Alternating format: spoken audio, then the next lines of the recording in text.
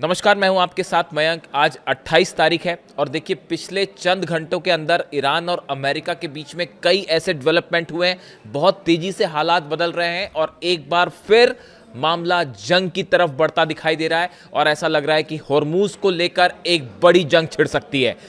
जो नए डेवलपमेंट सामने आए हैं उनके बारे में मैं चर्चा करूंगा, लेकिन मैं इस वीडियो की शुरुआत अली खामेनेई साहब से करना चाहता हूं। देखिए 28 फरवरी को अली खामेनेई साहब का असैसिनेशन हुआ था, उनकी शहादत हुई थी।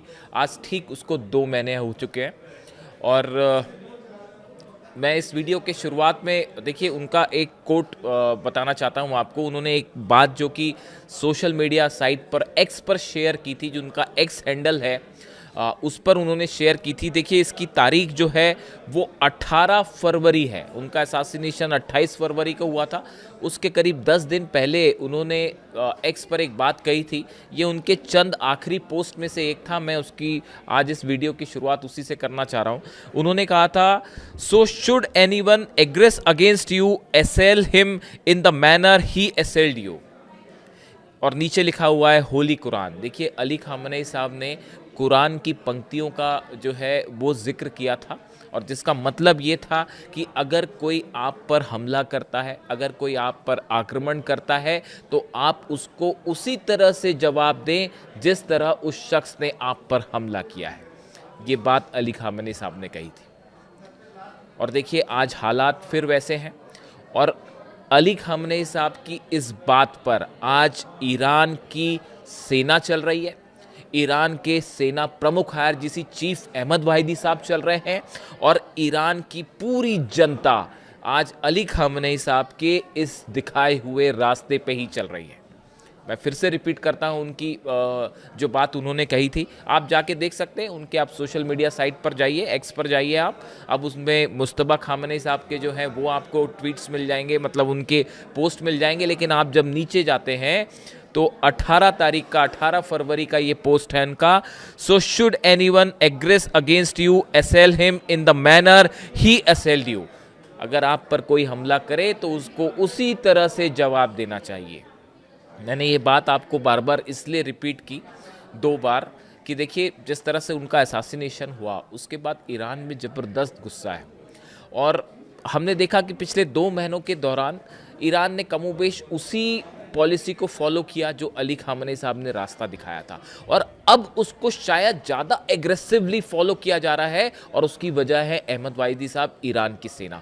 आप देखिए यही वजह है कि जो जंग रही 40 दिन की उसमें डोनाल्ड ट्रंप को मुंह तोड़ जवाब मिला, नेतन्याहू को मुंह तोड़ जवाब मिला और अब विदेश नीति के स्तर पर पिछले 5 से 6 घंटे में कहिए या 12 घंटे में जो डेवलपमेंट हुए हैं, डोनाल्ड ट्रंप की विदेश नीति चारों खाने चित है और हॉर्मूज में ऐसा फंसे हैं डोनाल्ड ट्रंप कि उनको समझ नहीं आ रहा कि बाहर कैसे निकला जाए। इसकी बड़ी वजह मैं आपको बताऊंगा, लेकिन पहले मैं जंग की बात करूंगा क्योंकि ये मामला फिर से बिगड़ता दिखाई दे रहा है। यहां से अमेरिका ने अपना चौथा एयरक्राफ्ट कैरियर जो है वो मिडिल ईस्ट रवाना कर दिया है।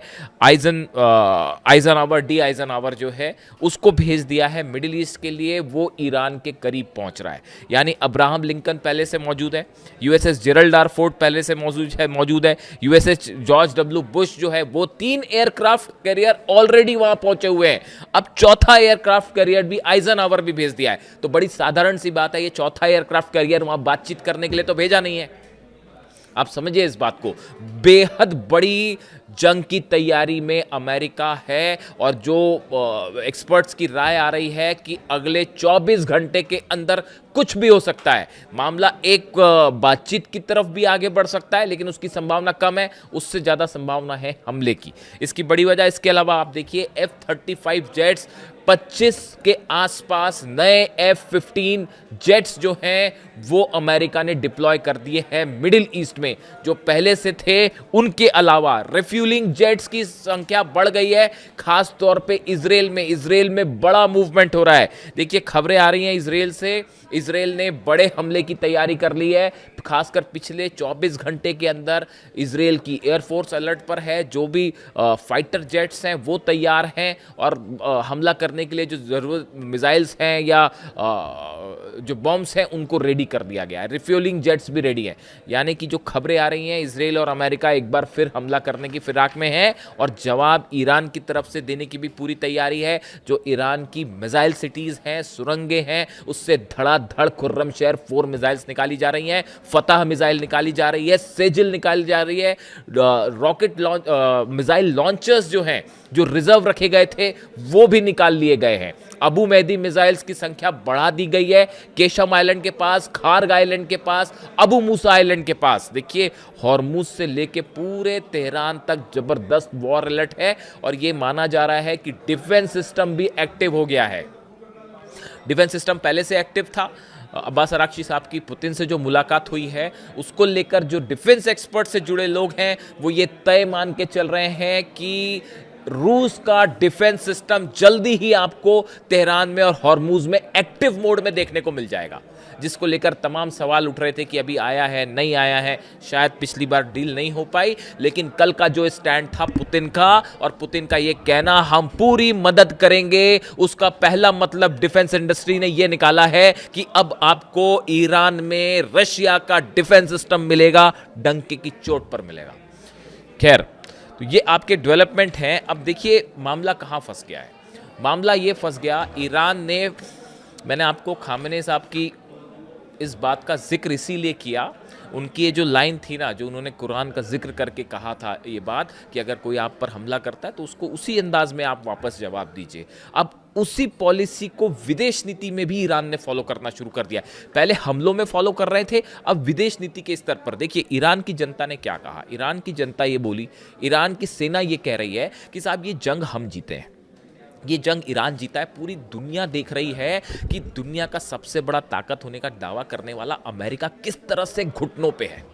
मतलब किसी के घर के बाहर दरवाजे पे जैसे खड़े रहते ना, वैसे दरवाजे पर खड़े हुए हैं अपनी सेना को लेकर और हिम्मत नहीं कर पा रहे हैं। इतने बड़े बड़े जहाज लेके खड़े और हिम्मत नहीं हो रही हमला करने की। पूरी दुनिया तमाशा देख रही है और पूरी दुनिया में जो डिफेंस के जानकार लोग हैं, जो वॉर को समझते हैं, वो देख रहे हैं कि कैसे हंसी उड़ रही है अमेरिका की सेना की। दरवाजे पे जाके खड़े हुए कुछ नहीं कर पा रहे। ईरान को जो जहाज निकाल ले जाना है वो निकाल ले जा रहे हैं वहां से। अब हालात ये हैं, देखिए ईरान की सेना ने कहा हम जीते हैं, ईरान की जनता ने कहा हम जीते हैं, अब हमारे हिसाब से हर चीज़ तय होगी। ईरान ने जनरल मुनीर को अपनी शर्त पकड़ा दी और वो शर्त में साफ साफ लिखा था कि ये हॉर्मुज में जो जहाज़ लेके खड़े हुए हैं ये तमाशा बंद करिए, पहले इसको यहाँ से बाहर हटाइए और हमारे ऊपर जो इकोनॉमिक सैंक्शंस लगे इसको बंद करिए, तब हम हॉर्मुज खोलेंगे। ये पहली शर्त थी। जो कुछ शर्तें रखी गई आपने सुनी होंगी कई जगह, उसमें जो है पहली शर्त थी और ये बड़ी ही एग्रेसिव टर्म पे अब ईरान निगोशिएट कर रहा है, बिल्कुल पीछे नहीं हटना है। यही अप्रोच था अली खामेनी साहब का और इसी अप्रोच की वजह से 40 साल तक उन्होंने शासन किया। अमेरिका के 6 राष्ट्रपति उनका कुछ नहीं बिगाड़ पाए। देखिए वो हमेशा यही कह रहे थे कि जब आप अमेरिका से डिफेंसिव मोड में आते हैं तो अमेरिका आप पर भारी होता है और जब आप पलटवार करते हैं तो अमेरिका दबने लगता है। और बिल्कुल इसी नीति पर अब ईरान की विदेश नीति चल रही है। हुआ ये कि अब्बास अराक्ची साहब ने अपनी शर्तें रख दी। उन्होंने कहा पहले आप ये जो अपने जहाज़ लेके खड़े हुए हैं इसको बाहर हटाइए यहाँ से और हमारे पे प्रतिबंध लगे, ये हटाइए तो अब हम हॉर्मुज खोलेंगे। हॉर्मुज में पूरी दुनिया की जो है इस समय नब्ज पकड़ ली है, समझिए आप, ईरान ने, और पूरे दुनिया में हाहाकार मचा हुआ है। जितने इंडस्ट्रीज हैं सब ठप हो जाएंगी अगर हॉर्मुज इसी तरह बंद रहा तो। और लगातार प्रेशर बन रहा है डोनाल्ड ट्रंप पर, अमेरिका पर कि ये क्या कर रखा है आपने। आप देखिए इससे बड़ी फेलियर और अमेरिका की विदेश नीति की क्या हो सकती है। वॉर कहाँ से शुरू किया था आपने कि आपको यूरेनियम चाहिए, आपको न्यूक्लियर डील चाहिए, वो नहीं हो रही है। वो चीज़ तो अलग हो गई साहब, वो तो ईरान ने कह दिया हम अपने यूरेनियम पर बात ही नहीं करेंगे, हम अपने न्यूक्लियर प्रोग्राम पे बात ही नहीं करेंगे। अब बात कहाँ आ गई है साहब, हॉर्मुज खोलने पर। लेकिन मतलब शुरुआत किए थे खेत से, आके खड़े हो गए खलियान में, इसी को ही कहा जाता है। इसीलिए कहा जा रहा है, कई एक्सपर्ट्स जो है आपको मिल जाएंगे, बड़े रेप्यूटेड एक्सपर्ट्स जो हैं अमेरिका के, वो कह रहे हैं कि अमेरिका को कैसे विदेश नीति नहीं करनी चाहिए, डोनाल्ड ट्रंप ने उसका एग्जाम्पल दे दिया है। How not to do a foreign policy, उसका परफेक्ट एग्जाम्पल डोनाल्ड ट्रंप ने दिया है। आप समझे, ये बात हो रही थी, जंग हुई यूरेनियम के लिए और न्यूक्लियर प्रोग्राम के लिए, अब आके खड़े हो गए हॉर्मुज में फंस गए आके। मतलब चले कहां से थे और कहां पहुंच गए, भटक गए पूरी तरह से। अब बताया जाता है कि ईरान ने जो शर्तें रखी उसके बाद वो बड़ी मीटिंग हुई जिसकी चर्चा थी कल रात भर की सिचुएशन रूम में और वॉर रूम में डोनाल्ड ट्रंप की अपने तमाम एक्सपर्ट से मुलाकात हुई, बात हुई।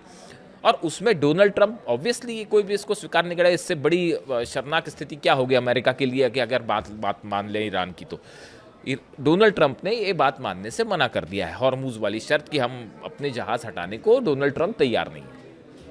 इसके बाद एक बार फिर कोशिशें हो रही हैं, जैसा कि आप देख सकते हैं कि पुतिन से मुलाकात के बाद पुतिन का एक तो आप जेस्चर देखिए, कल अगर आपने नोटिस किया होगा जब वो अब्बास अराक्ची साहब से हाथ मिला रहे थे उस समय आप पुतिन की गर्मजोशी देखिए, उनकी बॉडी लैंग्वेज बता रही थी कि वो एक वॉर जीतने वाले से हाथ मिला रहे हैं, एक विजेता से हाथ मिला रहे हैं। जब वो कल अब्बास अराक्ची से हाथ मिला रहे थे विदेश मंत्री से, आप पुतिन का चेहरा देखिए, उनकी बॉडी लैंग्वेज देखिए, उनका हाथ मिलाने का तरीका देखिए। उन्होंने उस तरह से ग्रीट किया अब्बास अराक्ची साहब को जैसे कोई विजेता जीत के उनसे मिलने आया है। नोटिस करिएगा इसको। फिर पुतिन का स्टैंड बिल्कुल साफ है, चीन रूस हॉर्मूज में पूरी तरह से ईरान के साथ खड़े हैं और अमेरिका कुछ कर ले हॉर्मूज नहीं जीत सकता। और उसके बाद हमला करेगा, उसके बाद अरब में वो आग लगेगी, बाबल मंदेब बंद करने के लिए हुती तैयार बैठा है। जैसे ही यहाँ से साइन होगा, इशारा आएगा, बाबल मंदेब बंद हो जाएगा और फिर वहाँ खोलना उसको मुश्किल हो जाएगा। और क्या पता हुती भी वहाँ पे जो है माइंस बिछा दे। ये जो माइंस ईरान ने बिछा रखी है तो ये तो उसको खोलना ही मुश्किल हो गया है, इसको हटाना ही असंभव है। तो ऐसे हालात में मामला जो है वो एक बार फिर आके फंस गया है और शायद पाकिस्तान के ज़रिए एक बार फिर बता दिया गया है अमेरिका को, और अमेरिका की बात भी सुनी जा रही है कि क्या कहना चाह रहे हैं। यानी देखिए, मामला एक ऐसे डेडलॉक पर आके फंस गया है जहां से ना आगे कुछ है ना पीछे कुछ है, और ज़्यादा दिन तक तो हॉर्मूज बंद नहीं रह सकता, यहाँ से ये बात तय है। 1 तारीख को कांग्रेस, अब देखिए इस बात को समझिए आप, मैं बार बार ये बात क्यों कहता हूं कि जंग ही रास्ता है, जंग होगी, डील क्यों नहीं हो पा रही, आप इस बात को समझिए। देखिए 2015 में, in 2015 under the Obama administration, Iran reached a landmark agreement with 6 world powers including the US that capped enrichment at 3.67% in exchange of sanctions relief. 2015 में जो ये समझौता हुआ था, बराक ओबामा थे उस समय, और ईरान ने समझौता किया था कि हम 3.67% पर अपना जो है वो यूरेनियम एनरिच करेंगे, उसको आगे नहीं बढ़ाएंगे, बदले में आप सैंक्शन हटा दीजिए, ये समझौता हो गया। But Trump withdrew from the agreement in 2018 during his first term, calling it defective and arguing it failed to address Iran's missile program और its influence in the region. Donald Trump ने उसको तोड़ दिया, इस समझौते को 2018 में। जैसी 2018 में डोनाल्ड ट्रंप ने समझौते को तोड़ा, अली खामेनी साहब तभी समझ गए थे कि अमेरिका की मंशा है हमला करने की, और आज नहीं तो कल हमला होगा। इसीलिए अली खामेनी साहब ने 2018 से ही बड़ी जंग की तैयारी शुरू कर दी थी, और उसी की वजह से शायद हो सकता है कि ईरान ने अपना यूरेनियम एनरिचमेंट लेवल आगे बढ़ाना शुरू कर दिया। और देखिए वही बात सही साबित हुई, जो उनका अंदेशा था कि डोनाल्ड ट्रंप एक दिन हमला करेंगे, इजराइल हमला करेंगे, 2 बार हमले हो चुके। यही विजन था अली खामेनी साहब का, जिसकी वजह से 40 साल से ईरान इतनी मजबूती को हासिल कर पाया कि दुनिया की सबसे बड़ी ताकत आज घुटनों पे पड़ी हुई है। हालात ये हैं। इसके अलावा देखिए जो बात निकल के सामने आ रही है, 1 मई को कांग्रेस के और सीनेट दोनों का जॉइंट अप्रूवल लेना होगा डोनाल्ड ट्रंप को। अगर 60 दिन से, अमेरिका का संविधान ये कह रहा है 60 दिन से ज़्यादा आप अगर जंग कंटिन्यू करते हैं तो आपको दोनों हाउसेस का अप्रूवल चाहिए उसे आगे बढ़ाने के लिए।